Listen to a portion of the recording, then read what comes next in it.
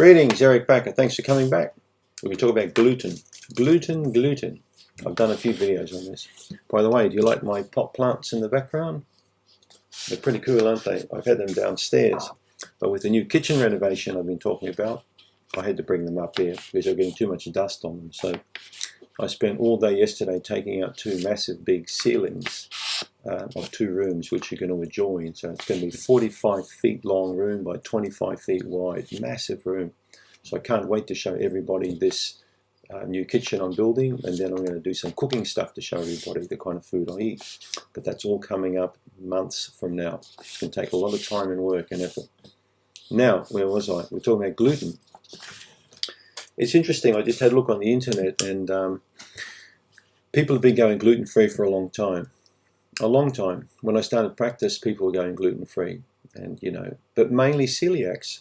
And in America, there are about 300,000 celiacs out of all of those hundreds of millions of people. But there are a lot of people who've gone gluten-free, mainly because it's hip and trendy, like tattoos, like beards, like ripped jeans, like piercings. It's the trendy thing to do, like walking around with your iPhone and throwing stuff on Instagram. Everybody does it. So everybody's going gluten-free. Are they going gluten-free because of health? I think they're going gluten-free because of the trend. Now, there are different types of ways of going gluten-free.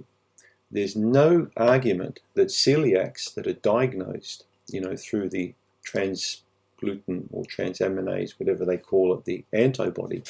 There's an antibody can be found in the blood, and it's confirmed then with a biopsy that a person is a celiac. There's no argument that those people need to be scrupulously gluten-free.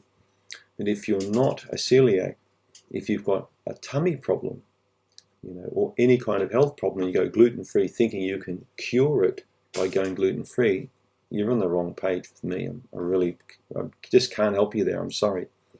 It's a big problem because when you take gluten out of your diet, if you want to really go gluten-free, you're taking a lot of stuff out of your diet, and that can be causing problems. Many people lack sufficient fiber in their diet as it is. If they're going to take every single tiny little piece of gluten out of their diet, a lot of high fiber foods contain gluten. They're going to be in for a lot of big shock, a lot of problems with their gut, because it's going to give them a lot of digestive problems. But even if they do that, is it still enough, to maintain a healthy diet? Is going gluten-free really enough to maintain a healthy diet? This is what I can't understand. Many patients I've spoken to over the years who've taken gluten out of their diet still drink beer or wine or alcohol. Oh yeah, but I'm drinking gluten-free beer. Well, hang on a minute. Didn't you take gluten out of your diet to fix up your low sex drive or your hair loss, or the fact that you've got an itchy ear, or that your eyes fluttering, or that your butt's too big or something, whatever? People stop gluten for the darnest of reasons. I'm telling you. I've heard it all. One guy told me he stopped gluten because he wasn't growing in height. So he thought if he stopped gluten from his diet, he would grow taller. I mean, what planet are these people on? If you've got a digestive issue, the first thing you, for example, do is don't take gluten out of your diet. You take alcohol out of your diet. You start eating actually real foods, stuff that's not in cans, packets. You just don't go to Kentucky Fried Chicken for lunch, for example, and ask for a gluten-free meal there and things like this. It's all fake. Talk about fake news. So don't come to me saying, what do I do? I've taken gluten out of my diet, my health problem's not getting any better. It's really about looking at your lifestyle and your diet combined. I've been talking about this for years on this channel. It's about trying to get a lot of things right in your life, not just about what particular type of food that you need to eat. So if you've got a health problem, the very first thing you do is not take necessarily gluten out of your diet and think that's going to be the be-all, end-all. Or there's another doctor currently promoting take all lectins out of your diet because that will be the be-all, end-all.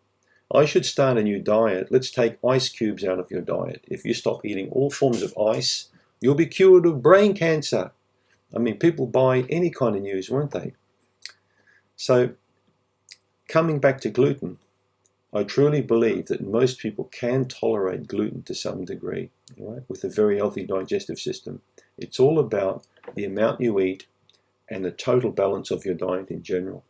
But this gluten madness is just beyond control, I saw a sign in a shop, our furniture are gluten-free. I mean, come on. Maybe we need to get gluten-free cell phones. I mean, how far are we going to go with this nonsense, this charade, you know? I've worked with hundreds and hundreds of patients just in the last 2-3 years. I've put them back into gluten, and they're perfectly fine. They're pooping normal. They're actually sleeping normal. They haven't increased in height or shrunk, you know, in size, and nothing's really happened to them. So the question was, where was the question again? Is gluten-free diet alone enough for good gut health? I don't think gluten really comes that much into the question. If you have got gut issues, as I've always maintained, get the stool test done, a comprehensive stool test, get some assessments done of your diet and your lifestyle by somebody like me, although I'm no longer taking on new patients, and then find out where the problem areas are in your life. These need fixing up. Are you working crazy hours or a shift work? Do you have big issues in your relationships with people? Do you hate your job? You know, are you living on fast food? Are you drinking alcohol regularly? Are you taking ibuprofen or paracetamol, you know, acetaminophen regularly? Are you arguing with your neighbor all the time?